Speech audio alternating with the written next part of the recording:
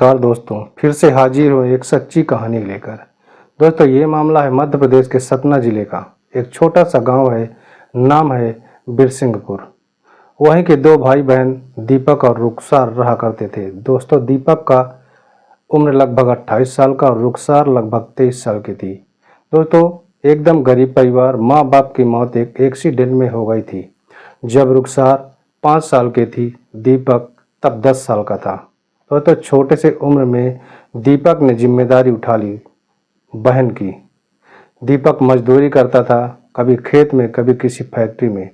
और जब थोड़ा बहुत पैसा जमा हुआ तो वह गांव के चौक पर एक नारियल पानी और चाय की गाड़ी लगा ली। रुखसार ने भी उसका साथ देना शुरू कर दिया। वो बगल में मोमोज और चाट बेचती थी। धीरे धीरे दोनों की मेहनत रंग लाई। रोज के मिलाकर 15 से 1800 रुपए तक कमा लेते थे। छोटे से कमरे में रहते थे। सपना था दीपक का बहन की शादी अच्छे घर में कराना। दोस्तों, वीडियो में आगे बढ़ने से पहले आपसे गुजारिश है कि वीडियो को लाइक और चैनल को सब्सक्राइब जरूर कर लीजिए। दोस्तों, अब कहानी में ट्विस्ट तब आया जब गांव के ही एक लड़का आकाश, जिसका नाम होता है, जिसकी उम्र लगभग 25 साल की रही होगी, अक्सर रुखसार की दुकान पर आने लगा। कभी उधारी में मोमोज, कभी चाट, कभी फ्री में पानी मांगता था। रुखसार ने 2-4 बार तो दे दिया और अगली बार बोली, भैया दुकान है, धंधा है, सब फ्री में नहीं चलेगा। आकाश हंस के टाल देता था, बहन जैसी हो, क्या पैसे लोगी। धीरे धीरे आकाश की नज़र बदलने लगी। वो अब रुखसार पर गलत कमेंट करने लगा था। एक बार तो कह दिया, अगर तुझसे शादी कर लूँ तो रोज़ फ्री चाट मिलेगी क्या। रुखसार ने डांट कर, जुबान संभाल कर बात करो, ऐसा कह दिया। ये बात जब दीपक को पता चली तो दीपक गया आकाश के पास। बोला, देख भाई, दुकान पे आना है तो इज्जत के साथ आना, नहीं तो तेरा आना बंद कर दूंगा। आकाश बोला, क्या कर लेगा तू मेरा? सड़क का ठेला लगाता है, तेरी औकात ही क्या है मुझे रोकने की। दीपक ने भी उस दिन पहली बार गुस्से में आकर आकाश को थप्पड़ जड़ दिया।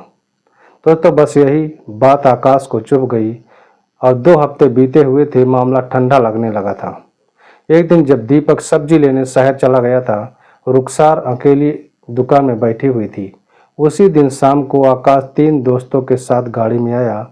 चारों नशे में थे। आते ही दुकान पर तोड़ फोड़ करनी शुरू कर दी। रुखसार ने विरोध किया तो खींचातानी शुरू हो गई। आकाश बोला, इतनी इज्जत दिखा रही है, तेरे भाई ने थप्पड़ मारा है मुझे, अब देख मैं तेरे साथ क्या करता हूँ। दोस्तों, रुखसार को दुकान से घसीटते हुए ले जाने लगे। उसके दुपट्टे को खींचा गया, कपड़े फटने लगे। गांव के कुछ लोगों ने देखा, बीच बचाव भी किया, लेकिन आकाश और उसके साथी वहां से फरार हो जाते हैं। दीपक जब घर लौटा तो देखा रुखसार सदमे में बैठी हुई है, कपड़े फटे हुए, आंखें रोने से लाल हो चुकी थी। पूरी दुकान टूटी फूटी पड़ी हुई थी। दीपक थाने में गया, लेकिन पुलिस ने अभी जांच करेंगे कहकर वहां से उसको भगा देता है। FIR वहां नहीं लिखी जाती। कहा, थोड़ा बहुत झगड़ा है, आपस में सुलझा लो। 3 दिन तक कुछ नहीं हुआ। चौथे दिन दीपक खुद गया आकाश के घर। वहां देखा कि चारों लड़के दारू पी रहे थे और रुखसार की बात पे हंसी और मजाक कर रहे थे। बस उसी वक्त दीपक का दिमाग फट गया। उसके पास था एक लोहे का सरिया। उसने वहां ही एक एक करके तीनों को पीट डाला। एक की साइड पर ही मौत हो गई, बाकी 2 अस्पताल में हैं। आकाश खुद छत से कूदकर भागा, लेकिन उसकी टांग टूट गई। दोस्तों, दीपक वही बैठ गया। खुद फोन करके पुलिस को बुलाया और बोला, हाँ मैंने ये किया है, जो करना हो करो। पुलिस आई और दीपक को गिरफ्तार कर लिया। रुखसार दौड़ी दौड़ी रोती हुई आई। दीपक ने सिर्फ एक बात कही, अब तुझे कोई छेड़ेगा नहीं बहन। कोर्ट में मामला गया। पूरा गांव 2 हिस्सों में बढ़ गया। दोस्तों, कुछ लोग दीपक को हीरो बता रहे थे तो कुछ लोग कह रहे थे कानून हाथ में लेना नहीं चाहिए था। जब जज ने कहा, गलत हुआ था तुम्हारी बहन के साथ, पर कानून की राह छोड़कर तुमने जो किया वो भी उतना ही घातक है। दोस्तों, फैसला अभी आना बाकी है। अब आप बताओ, दीपक ने सही किया या गलत? अगर आपकी बहन के साथ ऐसा होता तो आप क्या करते? दोस्तों, कमेंट में अपनी राय हमें ज़रूर बताइए। दीपक को 12 साल की कैद हो जाती है और 50,000 की अर्थदंड की सजा मिल चुकी थी। लेकिन कहानी दोस्तों यहीं पर ख़त्म नहीं होती है। 1.5 साल बाद वेल्लोर सेंट्रल जेल तमिलनाडु में ट्रांसफ़र कर दिया जाता है। जेल की सलाखों के पीछे बैठे दीपक के बाल अब पहले से ज़्यादा सफ़ेद हो गए थे। चेहरा थका हुआ, लेकिन आंखों में वही पुराना जोश था। बहन के लिए, इंसाफ के लिए जेल में रहते रहते वो एक किताब पढ़ने लग गया था। कानून क्या है उसे अब समझ आने लगा था कि उस दिन उसने जो किया वो सही में गलत था, लेकिन वो अपराध नहीं, एक इंसान की टूटती अस्मिता का जवाब था। उधर रुखसार, जो पहले रोज फल की दुकान चलाया करती थी, अब एक महिला अधिकार कार्यकर्ता बन चुकी थी।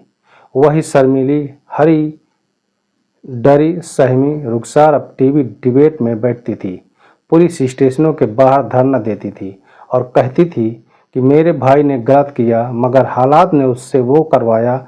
सवाल ये है कि मेरी इज्जत पर हमला करने वालों को आज तक सजा क्यों नहीं मिली। रुखसार अब दीपक इंसाफ फाउंडेशन नाम से एक संस्था भी चला रही थी, जो उन महिलाओं की मदद करती थी जो यौन उत्पीड़न का बाजार में सार्वजनिक बदतमीजी का शिकार होती थी।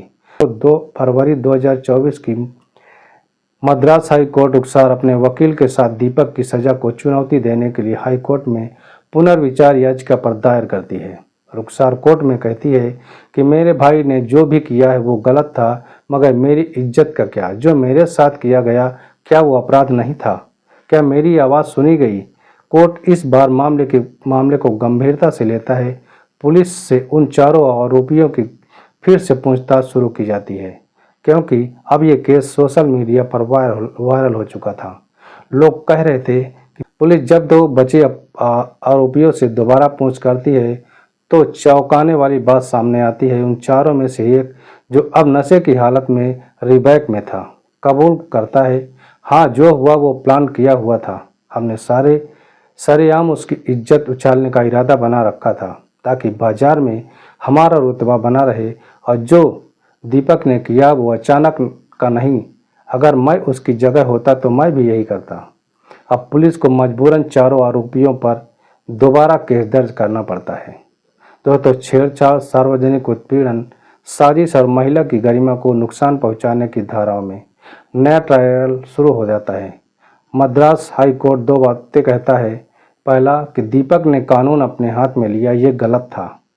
दूसरा, मगर उसने जो किया वो उन हालात का नतीजा था जिनमें कोई भी भाई टूट सकता है। कोर्ट अब 2 हिस्सों में मामला बांटता है। दीपक की सज़ा कम की जाए या ना की जाए। क्या के साथ हुए कांड में असली गुनहगारों को सज़ा दी जाए?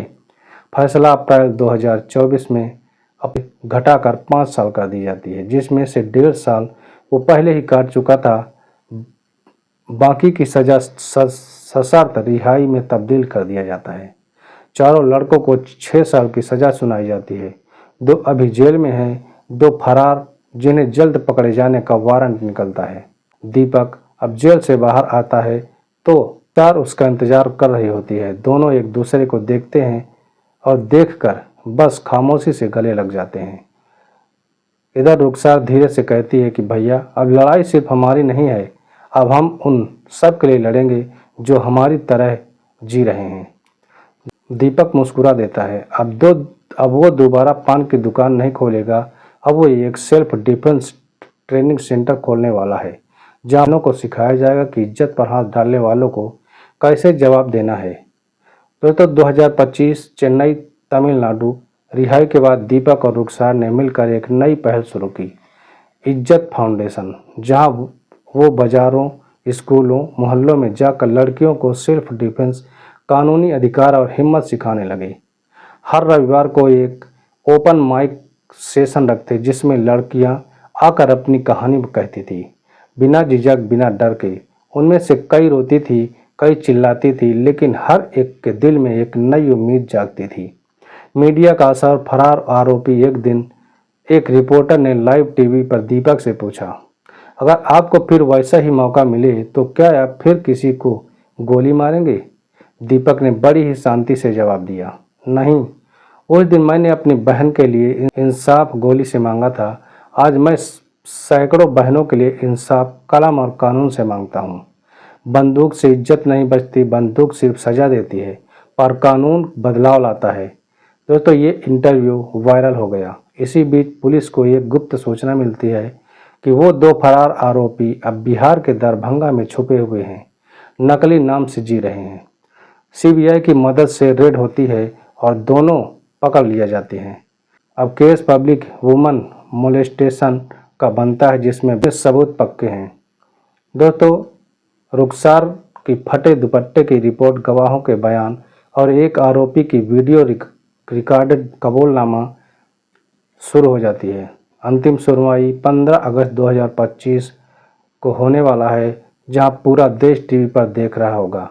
कोर्ट में वो चारों आरोपी पेश किए जाएंगे। रुखसार भी गवाही देती है। इस बार उसकी आवाज़ कांपती नहीं। मुझे नहीं चाहिए बदला, मुझे चाहिए इंसाफ।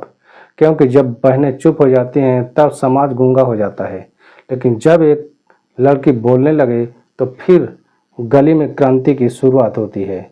जज साहब का फैसला आता है कि चारों आरोपियों को 7 साल की सजा दी जाए और कोर्ट यह आदेश देता है कि राज्य सरकार रुखसार और दीपक की संस्था को मदद दे, ताकि वो और लोगों को इंसाफ की राह दिखा सके। दोस्तों, कहानी का आखिरी दृश्य एक छोटे से कमरे में काले बोर्ड पर सफ़ेद चाक से लिखा है, इज्जत का जवाब बंदूक नहीं, कानून से। दीपक एक बच्ची को मुक्केबाजी सिखा रहा है।